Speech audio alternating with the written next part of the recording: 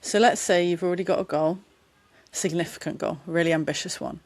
You've started taking action on it, but what you find is that even though you're taking these small actions, you find yourself running out of steam, you slow down in what you're doing, maybe you procrastinate, maybe you've even set these ambitious goals in the past and you end up giving up. It's not actually that you don't act on your goal. The problem that you have is that you don't keep acting on your goal. And so success slows down and it always ends up feeling far away. Now, this is a very common problem. And if you're new to me, my name is Astra. I'm a personal transformation coach. My work gives you the tools you need to radically improve your self-mastery, your daily routines, your life choices, including around goal setting, so you can finally transform into the person you've basically been waiting to become. And one of the areas that comes up with my clients again and again is how they can feel and actually be more successful in their lives and in their business. So in this podcast episode, we're going to have a look at exactly why your goals, whatever you've set them as, however ambitious they are, keep running out of steam. So let's dive into it. So the first point I want to make is that there are actually two types of goal motivation. It's really important to know about these two different types because they're what inspire or encourage you to take action, to even set the goal in the first place. And you might have heard coaches talk about goals that are based on like values, based on the person you want to become, identity, things like that. To be honest, I've always thought it's a lot simpler than that. You have goals that are based on two things. They're either based on fear or they're based on love. They're based on avoiding something that you're scared of or that you don't like, or they're based on something that you are really compassionately dedicated, yearning for, something you really, really desire and want. So two people can have the same goal, but with very, very different intentions. So you might describe it as like a negative intention if it's coming from fear, a positive intention if it's coming from love. Other people might describe it as like a lack mindset versus an abundant mindset. And these two different intentions, if you've got two people with the same goal, will end up having very, very different results. So let's say a really common goal that people have that like I often work with people who are interested in doing this is you want to quit your job and you want to work for yourself, or you want to turn something that you're really passionate about into your full-time occupation, your full-time calling.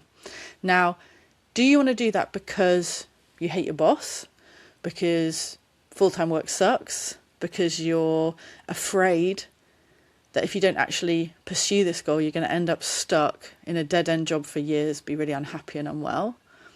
Or is it because you're totally in love with the idea of building a business, of doing all of the hard work that comes with it, of what your business could be and what your life could be in the future?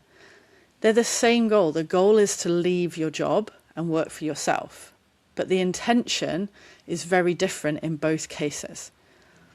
And fear-based intention, a goal that is set and the actions you take based on fear, they're going to give you immediate momentum. I know in the past when I've quit jobs that I don't like, left relationships that weren't good for me anymore, moved locations that were kind of done, often it came from a place of that kind of, I've got to get out of here. So it's that fear-based intention that gives you immediate momentum is really, really useful, but it's not sustainable. I want you to think of it like this. The analogy is the horror movie. So imagine you're watching a horror movie. All of the protagonists in it, the group of like screaming teenagers or whatever, they realize that the monster is in the house. So they start running as fast as they can away from the house out into the city. And as soon as they think that the monster's left them, that they've got far enough ahead, what is the first thing they do? They stop. And then is that, that's exactly the point. We all know what happens then. That's exactly when the monster gets them. So the fear is what drives them to run. But after they stop feeling that fear, there's no more momentum. So we end up slowing down hugely and our actions stop, whether you're running from a monster or you're running from a life that you don't want anymore. Your actions just slow down and slow down and slow down because you've overcome that initial problem. Once you've quit your job, it's done, right? We've got to have something that we've got to run towards instead. So if you're trying to make progress and it's powered by fear, you're going to find that your progress slows and slows and you start to procrastinate. And there's a real problem there. That's one of the biggest reasons why your goal ends up running out of steam, because there's nothing to power it now that you've done that initial, got over that initial hump of whatever that fear was. It's actually really difficult to get out of that idea of doing things, or at least to start with, because it's something that you don't want to happen. Unfortunately, we live at the moment in especially a real media culture of fear. We're very, very scared of the future. We're scared of what might happen. We're scared of not having enough. We're scared that we haven't done it quickly enough, that things need to happen today or even yesterday, rather than allowing it to be a sustainable journey, allowing it to have progress in a way that's like organic and natural for us. And actually there's lots of business coaches, very well-known business coaches and personal development kind of gurus that really encourage you to be thinking about that, who activate your fear by talking about, do you really want to be stuck in this dead-end job for years, and do you want to be a loser, and do you want, there's a real push to use fear as a motivating force, including even in the prevalence of hustle culture. This idea of you've got to keep doing, you've got to keep going, you've got to grind away. That's not because people want to grind. It's because they want to grind so they can get somewhere and stop grinding. So the fear is I don't want to be stuck in this dead-end job, so I've got to hustle to do it, which is not very enjoyable, and then you don't want to do it, and after you've left the dead-end job, you've already done it, and then it slows and slows and slows. And these methods, these methods for trying to achieve things, for trying to achieve goals, are not designed for who we truly are as spiritual beings. We're not here to experience and live our lives based on fear and everything that we don't want. We're here to experience the world and our lives based on what we do want, what we desire, what we yearn for, what we are drawn towards. I mean, this is why sort of nearly 10 years ago now, as someone who is a recovering obsessive planner and who used to set so many goals that came from fear, even though I didn't realize it at the time. About 10 years ago, I developed my own method for goal setting. I've used it ever since. I teach it to my clients, and it's brought me amazing results, including really cool things like, traveling Europe when I've been building my business, and securing multiple 5-figure contracts when I just put a few LinkedIn posts out, that I was able to magnetize opportunities because I was looking for the thing that I wanted. All of my activities were geared towards what I loved and what I was yearning for, not what I was running from and what I was afraid of. This method, I call it soul-driven goals. We're going to be talking about in the podcast in a minute, talking a bit more about some of the key aspects of it, including my 10 rules of wild success. We're going to look at one of the rules in a minute. And there's so many exercises in this method because we need new ways of setting goals. We need new ways of setting goals that aren't based on smart methodologies, which just don't work. They've never worked. I've never understood why anyone teaches them. That aren't linear, that aren't hyper-masculine or hyper-capitalist. We actually need better ways of doing it. And this is something that I've developed, as I said, and used for the last 10 years. So if you really want to transform yourself this month, and you're super interested in this new method after you've listened to the podcast, then I really want you to check out the Soul Driven Goals workshop. I teach the whole method in it. The link for that is in the episode description. And as I said, one of the aspects of that workshop is my rules for wild success. I'm going to talk to you now about rule number 4. To succeed, you've got to have something you're running toward, not just something you're running away from. You've got to have something you're running toward. Think of all of the videos you've seen of people meeting their loved ones off a plane. And they would run through crowds. They would run through fire to get to them. That's what you need. It's not that they're scared of being on the plane. They're running towards something they really desire. It's about reorienting your goal from what was about, I want to leave this job, or I don't want to be stuck in this situation, or I'm worried about this aspect of myself that I want to change. Reorienting it towards what's truly desirable for you. Moving from like avoidance and fear-based language to language that is delicious and desirable and feels good when you think about it. Changing the words of your goal doesn't just change the structure of it, doesn't just change the language, it changes the entire energy behind it.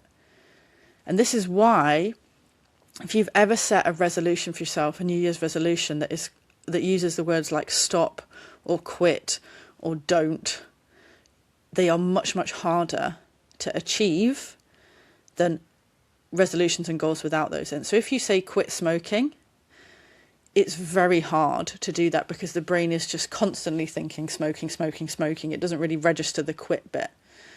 Whereas if you had a goal that was something like breathe easily every day, or I want to be able to run for the bus, or I want to breathe in fresh lungfuls of air every single day.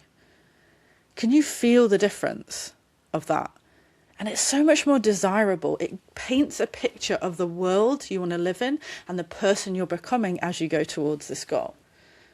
So you want to think about what you actually want to run toward. This is how to keep your goal full of steam, full of energy, and you full of motivation to avoid that procrastination. You want to actually run towards something. So what is the dream? What is the desire? What is the sensation, the feeling, the thoughts, the emotions, the ideas that you want to get towards? For me, I know that thinking about leaving jobs, the thing that I've actually been yearning for is time and freedom. I want to go where I want, when I want, and I want to earn money while I'm doing it.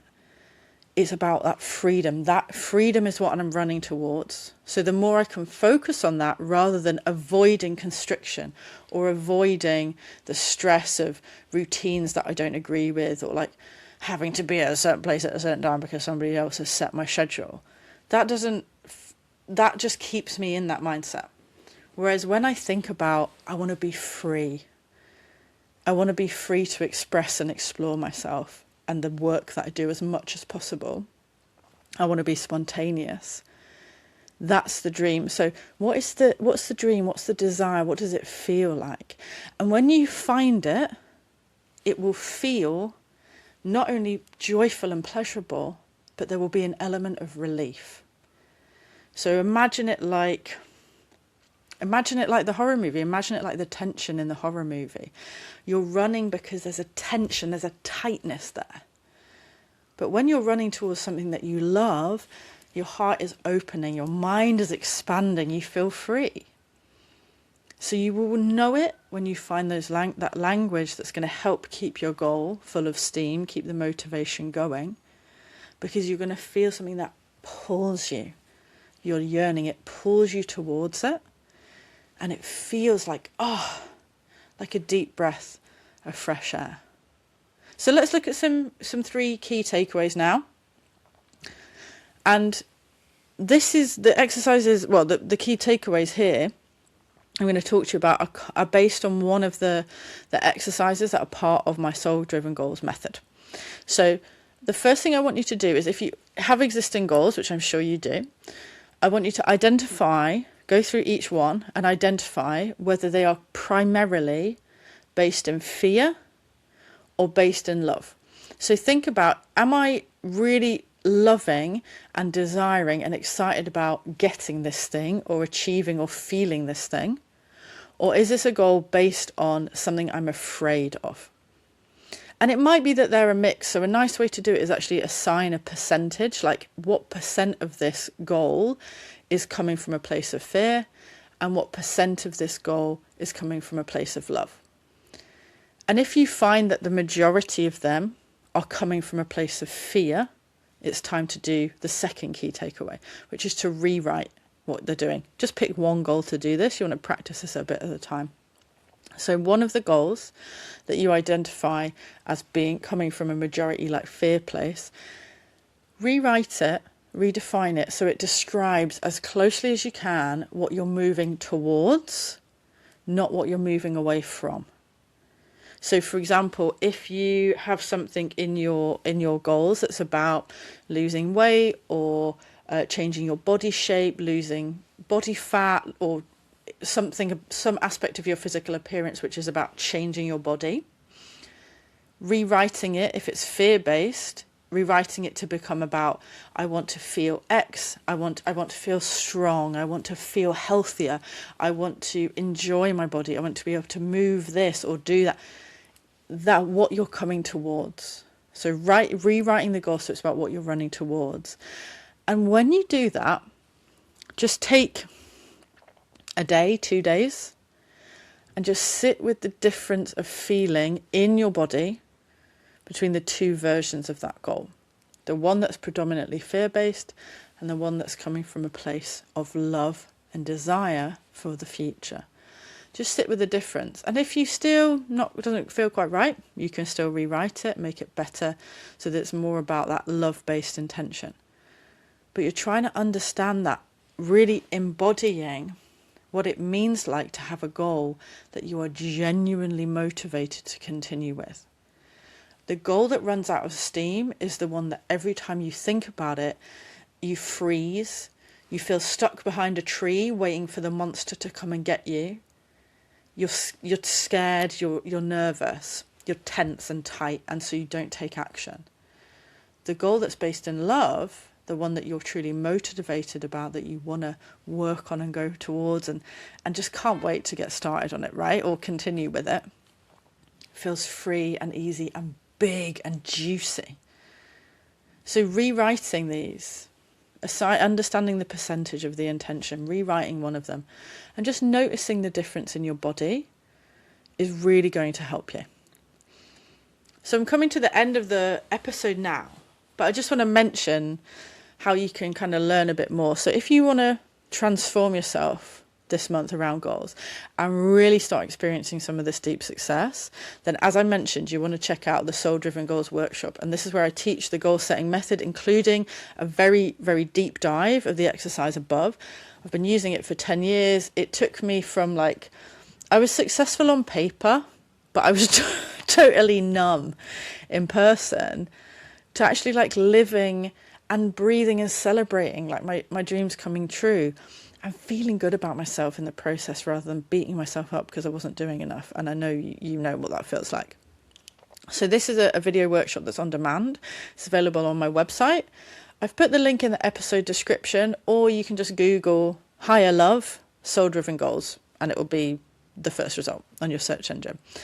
And if you're really resonating with what I'm talking about in this episode, but maybe you're not quite at that point of investing that 2 hours of time, even though it will change your life in 2 hours, I have a little tool that you can use instead. It's a diagnostic tool, and it's a lovely quiz.